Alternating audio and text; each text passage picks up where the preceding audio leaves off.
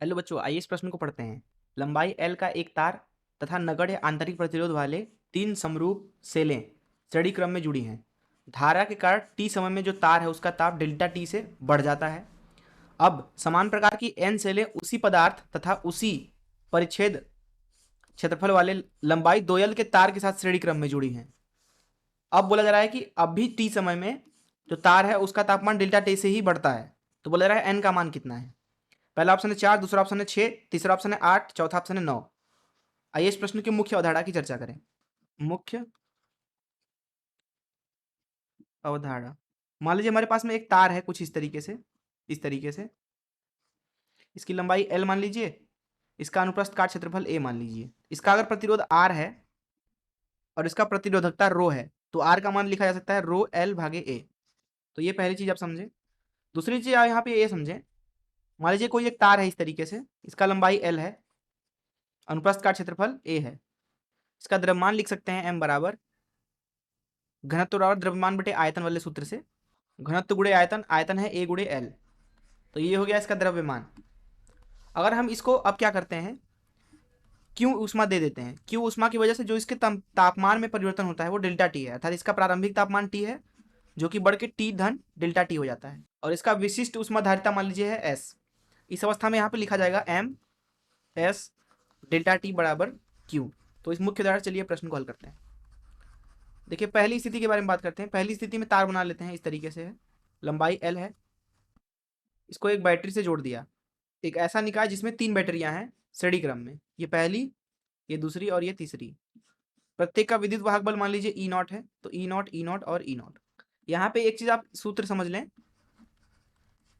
अगर आपके पास में बहुत सारी बैटरियां हैं इस तरीके से जुड़ी हुई हैं, प्रत्येक का अगर विद्युत वाहक बल जो है ई है, तो जो ई कुल होगा यहाँ पे, ई कुल वो हो जाएगा, मान लीजिए एन बैटरियां हैं तो एन ई के बराबर। ऐसा इसलिए है क्योंकि प्रत्येक बैटरी का जो विद्युत वाहक बल है वो आपस में जुड़ता जाएगा, अगर इस तरीके से जुड़ा हुआ है, एक का ऋण दूसरे के धन के साथ, एक का ऋण दूसरे के धन के साथ, इस तरीके से।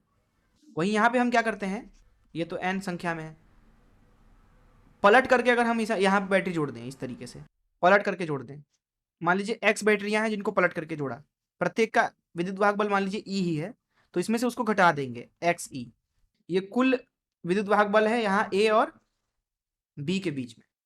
तो इस चीज का यहाँ पे इस्तेमाल कर रहे हैं।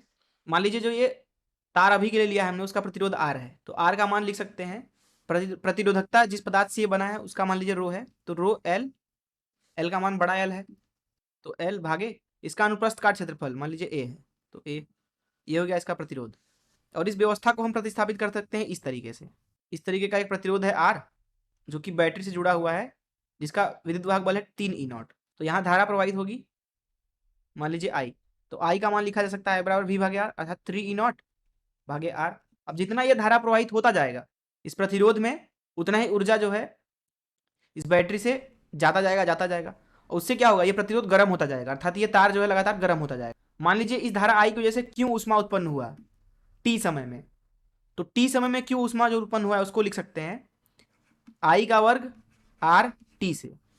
और अगर इससे जो तार में परिवर्तन है तापमान में, वो डेल्टा टी है, तो इसको लिख सकते हैं यही क्यू जो मिली है उसको धारा से, वो उसके ऊष्मा परिवर्तन का कारण बन रहा है, तो M S delta T, M S delta T. तो यहां से बोल सकते हैं कि एम एस डेल्टा टी का मान है आई का वर्ग मतलब 3 ई नॉट भागे आर, इसका वर्ग गुणे प्रतिरोध आर गुणे टी, इसको समीकरण 1 बोल देते हैं।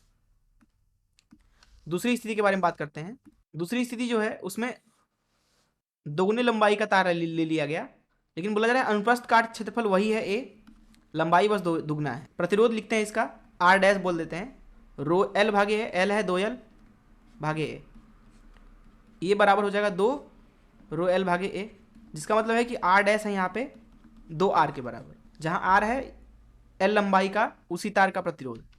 इसको बैटरी से जोड़ा जा रहा है, लेकिन यहाँ पे अब बोला जा रहा है कि वही बैटरियां हैं लेकिन अब एन संख्या में है, श्रेणी में जोड़ी गई है इस तरीके से, सबका विद्युत वाहक बल ई नॉट ही है। इसको हम प्रतिस्थापित कर सकते हैं कुछ इस तरीके से, ये प्रतिरोध हो गया जिसका प्रतिरोध है 2 आर, और यहाँ बैटरियां एक है जिसका विद्युत वाहक बल है एन ई नॉट, क्योंकि यहाँ पे एन संख्या है और एन का मान ही हमें पता करना है। एन का मान ही हमें निकालना है। अब देखिए टी समय में अगर इस तार के अंदर जो तापमान में परिवर्तन वो डेल्टा टी है, तो उसको उष्मा मिला होगा विद्युत धारा की मदद से। यहाँ पे मान लीजिए धारा जो है वो आई डैश है, तो आई डैश का वर्ग गुणे 2r गुणे टी समय में। अगर इसका द्रव्यमान लिखना चाहें तो द्रव्यमान लिख देंगे, m डैश से प्रदर्शित कर देते हैं। और यहाँ वाला जो द्रव्यमान था उसको हम लिख सकते हैं m बराबर घनत्व बराबर द्रव्यमान बटे आयतन से, घनत्व गुणे आयतन, आयतन है a गुणे l। वहीं यहाँ का जो द्रव्यमान है वो है, क्योंकि दोनों पदार्थ समान है तो रो a गुणे 2l, तो m डैश है यहाँ पे 2 रो A L, row A L क्या है m, तो m डैश है 2m।